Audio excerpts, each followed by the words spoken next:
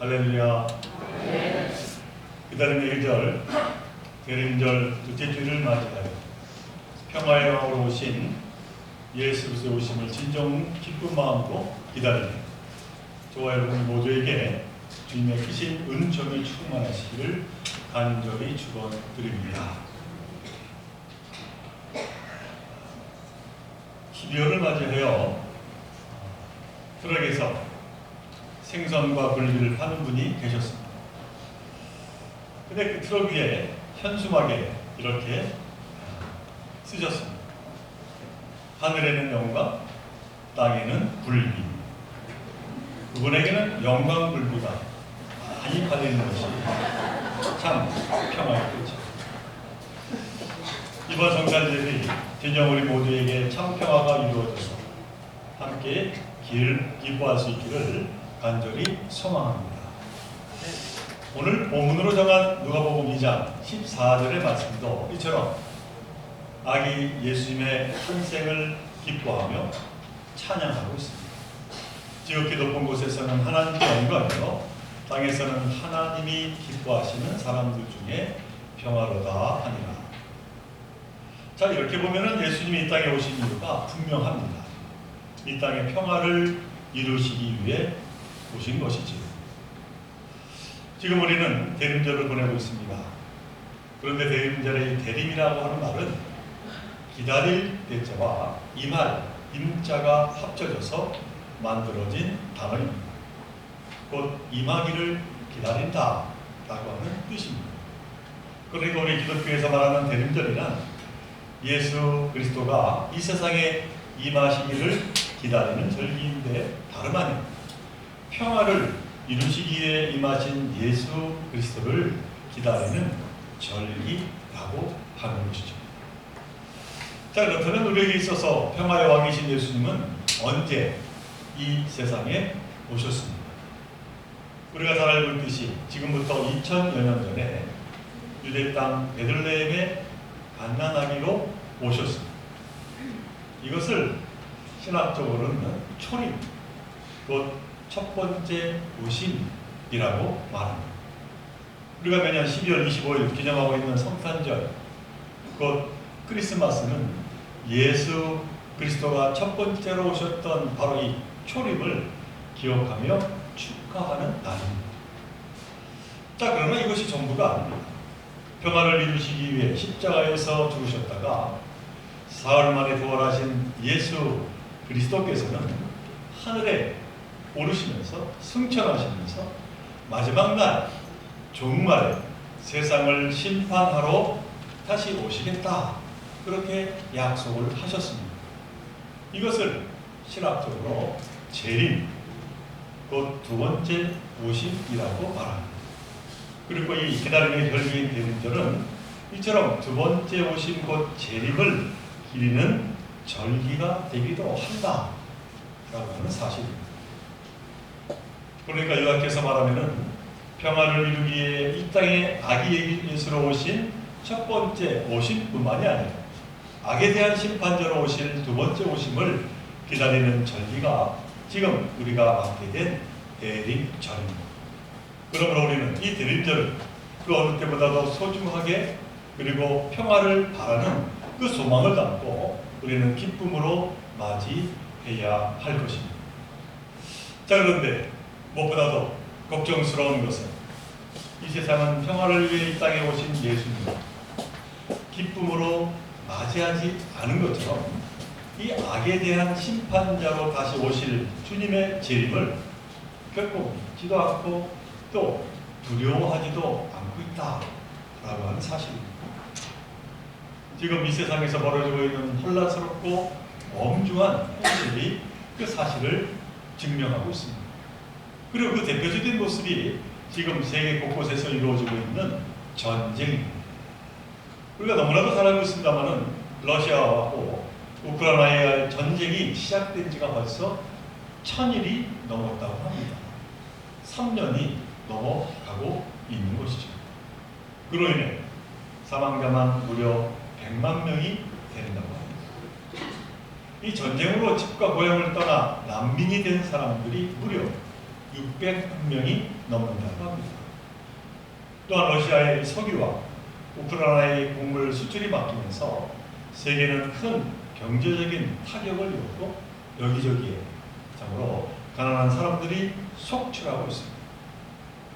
그러나 정작 이 전쟁 당사자인 러시아는 경제 성장률이 계속 높아지고 있다는 것이죠. 교역의 루트를 서구에서 인도와 중국으로 바꿨기 때문이라는 것입니다. 그러나 러시아는 결코 이 전쟁을 포기하지 않을 것 같습니다. 이 우크라이나 전쟁은 앞으로도 그래서 계속될 전망입니다. 이스라엘과 팔레스타인, 가자의 전쟁도 점점 주변 국가들로 더 확대되어 가고 있습니다. 알려진 바에 따르면 지금까지 그 조그마한 가자 지구에서만 무려 4만 5천 명 이상이 사망을 했다고 합니다. 그 중에 70%가 민간인, 어린이, 여성, 노인들이 사망했습니다. 서방에서는 이스라엘 향해서 공격의 강도를 낮추고 휴전하라 요구하고 있지만 이 이스라엘 총리는 하마스를 완전히 제거할 때까지 전쟁을 멈추지 않겠다. 항복 아니면 죽음뿐이다. 그렇게 선언을 했습니다. 참으로 슬프고 암울한 현실입니다. 바로 이러한 상황에서 우리가 잊지 말아야 할 것이 있습니다. 그것은 이 같은 전쟁은 그 자체가 악이다 라고 하는 사실입니다. 아무리 그럴싸한 이유를 댄다고 한들 하나님께서 반드시 심판하실 악입니다. 하나님은 사랑이시고 평화이시기 때문입니다. 오늘 본문이 이 진실을 분명하게 말씀합니다. 지극히 높은 곳에서는 하나님께 영광이요 땅에서는 하나님이 기뻐하시는 사람들 중에 평화로다. 이 말씀은 들판에서 양을 치던 목자들에게 천사가 나타나 전한 복된 소식입니다. 이 땅에 평화의 왕 아기 예수가 태어나셨다는 것이지요. 바라기는 하늘에는 영광 땅에는 평화라고 하는 이 천사의 기쁜 소식이 아기 득세하고 그래서 전쟁이 끊이지 않는 참으로 그 엄중한 그 세상에 곳곳에 크게 울려 퍼지기를 간절히 소원합니다. 신약 복음서에 보면은 예수님의 이 탄생에 관해서 구체적으로 이야기하고 있는 것이 두 곳입니다. 곧 마태복음과 누가복음입니다. 마태복음은 동방박사를 통해서 그리고 누가복음은 양치는 바로 이 목자들을 통해서 예수님의 탄생을 알리고 있습니다. 먼저 이 마태복음에 나와 있는 성탄의 이야기를 살펴보면 이렇습니다. 헤롯 왕이 유대를 다스릴 때였습니다. 동방에서 별을 관찰하던 박사들은 유대의 왕이 탄생한다 라고 하는 것을 알게 되었습니다. 그러다 그들은 먼 여행을 거쳐서 예루살렘에 이르렀고 헤롯에게 나가 유대인의 왕으로 태어나신 이가 어디 있느냐 그렇게 묻게 되었습니다. 그러자 헤롯 왕은 당황했습니다. 자신 말고 또 다른 왕이 태어났다니 말입니다. 그런 가운데 사람들은 예언에 의하면 유대인의 왕이 베들레헴에 태어날 것이다. 그렇게 이 박사들에게 알려주었습니다. 헤롯은 이 동방 박사들에게 가서 아기를 찾으면 돌아와 나에게 알려달라. 나도 가서 경배하겠다고 그렇게 말을 했습니다. 박사들은 베들레헴에 이르렀고 별이 알려준 곳으로 찾아가게 되었습니다. 그리고 그곳에서 태어난 아기 예수를 만나게 되었습니다. 그들은 아기 예수에게 경배하며 가지고 온 황금과 위황과 몰약을 선물로 드렸습니다. 그리고는 꿈에 헤롯에게 가지 말라는 말을 들은 동방 박사들은 다른 길을 이용해서 고국으로 돌아가게 되었습니다. 아기 예수의 아버지 요셉도 꿈에 헤롯을 피해 애국으로 가라는 말씀을 듣고 그렇게 그곳을 피했습니다. 자, 그리고 난 후에 문제가 발생했습니다. 동방 박사들이 자기를 속인 것을 알게 된 헤롯은 그만 대노했던 것이죠. 그래서는 사람들을 베들레헴으로 보내었어서는 2살 아래의 남자아이들을 모두 죽이는 그러한 만행을 저질렀음을 성경은 말씀합니다. 마태복음이 전하는 이 첫 성탄의 풍경은 생각처럼 아름답거나 거룩하거나 전혀 평화롭지 못한 어둠 그 자체였음을 말씀하고 있습니다. 자, 그런데 우리는 여기서 놓치지 말아야 할 것이 하나 있습니다.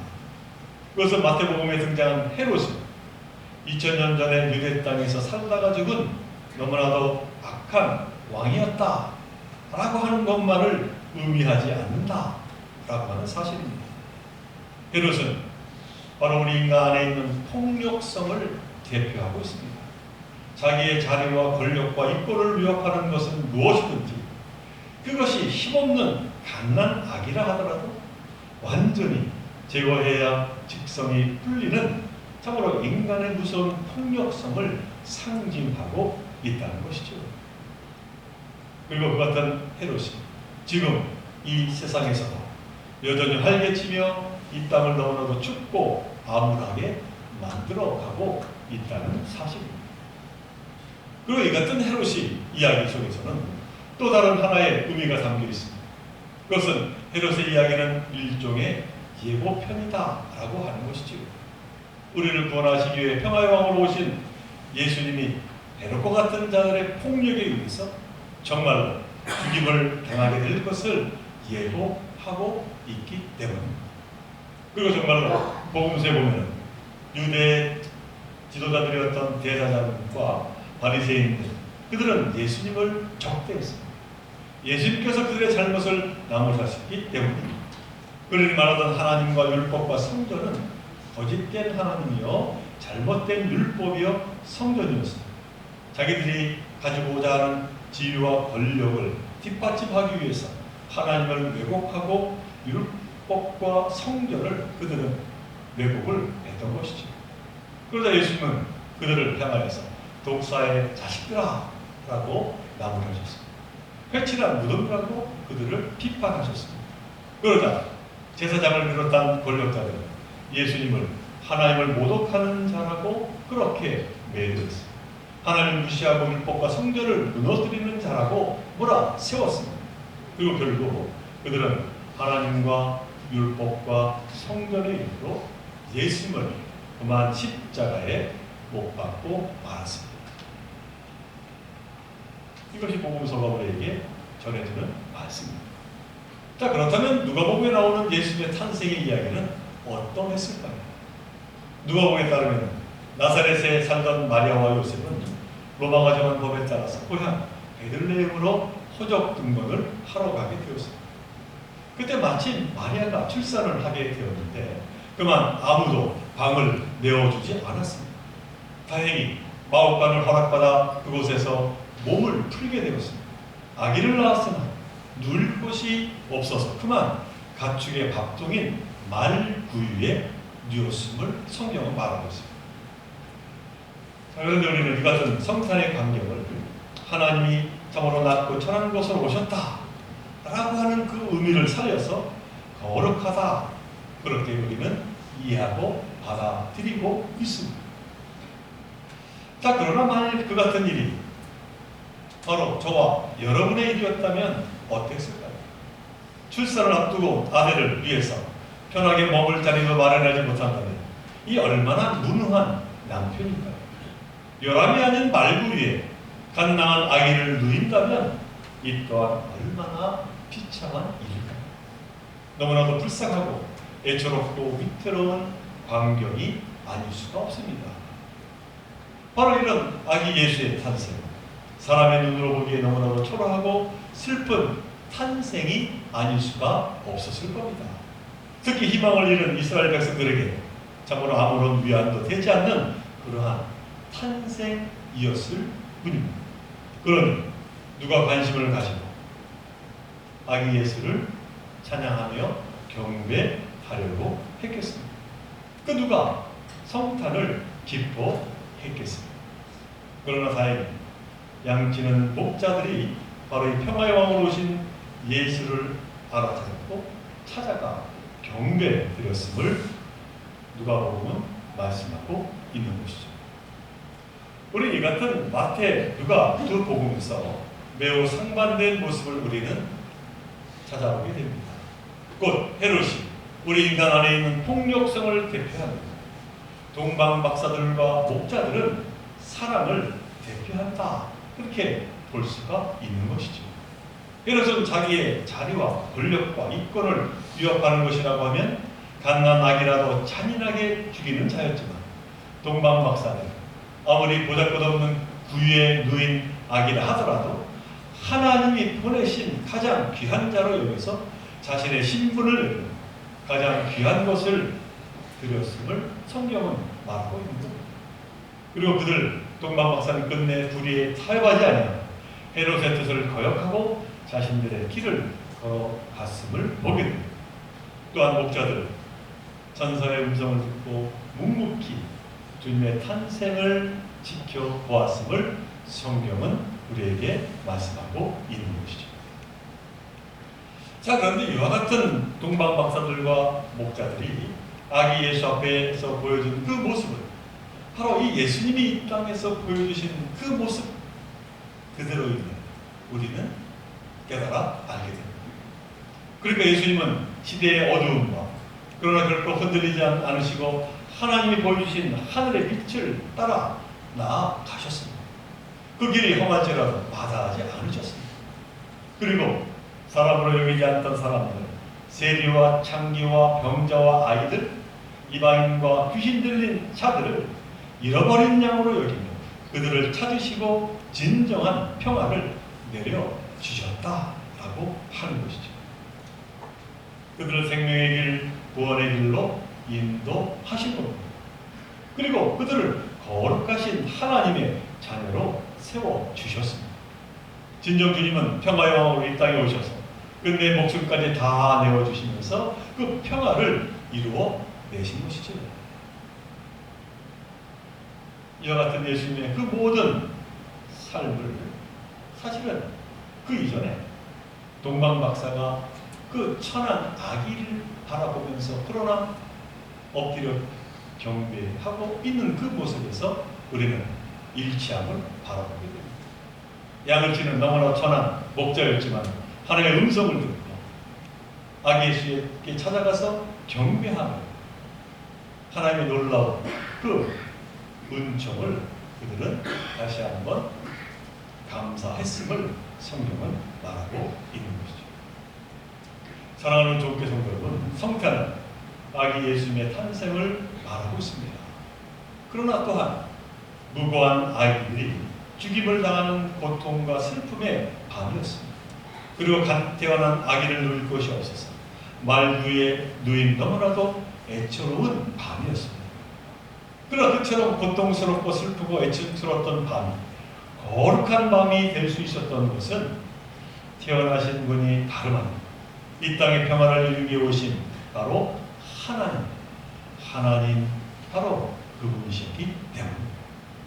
그리고 인간의 폭력성을 반대하고 인간을 향한 애정과 존중을 보여준 바로 이 동방 박사와 목자들이 바로 거기에 있었기 때문입니다. 우리는 여기에서 희망을 바라보게 되는 것입니다. 물론 지금 이 세상은 점점 더 삭막한 세상으로 변하고 있습니다. 전쟁과 미움, 분노와 복수가 차고 넘칩니다. 이 땅에는 평화가 점점 더 묘해지고 있습니다. 그 이유는 2000년 전에 헤롯이 지금 이 땅에 여전히 건재하고 있기 때문입니다. 자기의 자리와 권력을 지키기 위해서는 수단과 방법을 주저하지 않는 그 악함이 여전히 살아 작동하기 때문입니다. 지난 화요일 우리나라에도 이 같은 일이 일어났습니다. 평화를 무너뜨리고 우리 아들들에게 총을 들려주고 우리를 향해 총구리를 겨누게 했습니다. 그리고 자칫하면 이제 집회 자유도 빼앗겨서 이렇게 마음대로 예배도 자유롭게 드리지 못할 뻔도 했습니다. 그러나 다행히도 일촉즉발의 위기는 벗어나게 되었습니다.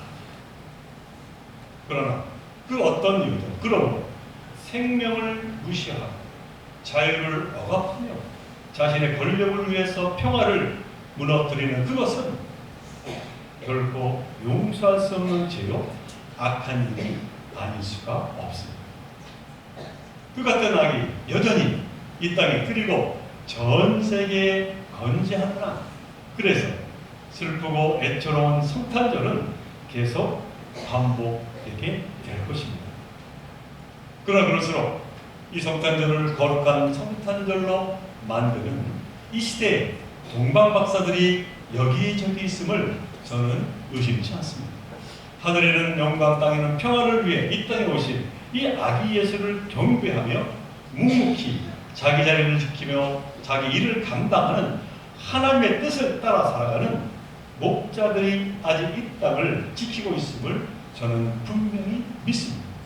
그러므로 바라기는 우리 또한 제2의 동방박사, 제3의 동방박사로, 그리고 어린 양을 살피는 제2의 목자, 제3의 목자로 살고자 다짐해야 할 것입니다. 그럴 때 평화의 영으로 오신 아기 예수는 분명 이 땅에 재림하셔서 악을 심판하시고 참 평화를 완성시켜 주실 것입니다. 오늘 드림터스 예배를 드리는 저와 여러분 모두가 참된 주의 백성은 생명을 귀히 여기며 평화를 사랑하며 다시 오실 주님을 기다리며 소망의 삶을 살아가시기를 간절히 바랍니다. 에베네스에 도우시는 하나님께서 언제나 우리와 함께하여 주실 줄로 믿습니다. 특별히 이 나라 민족을 온전히 세워주실 줄로 믿습니다. 그러므로 이 믿음을 가지고 하나님께 다시 한번 나아가 찬양드리며 영광 올려드리는 저와 여러분들 모두가 되시기를 주님의 이름으로 간절히 축원을 드립니다. 함께 사랑하는 하나님, 오늘 누가복음의 말씀을 통해서 다시 한번 예수께서 이 땅에 오신 그 목적이 무엇인지를 깨닫게 하여 주시어 참으로 감사를 드립니다. 아기 예수는 이 땅에 평화를 주시기 위해서, 생명을 주시기 위해서, 무엇보다도 우리를 구원하시기 위해서 이 땅에 오셨습니다.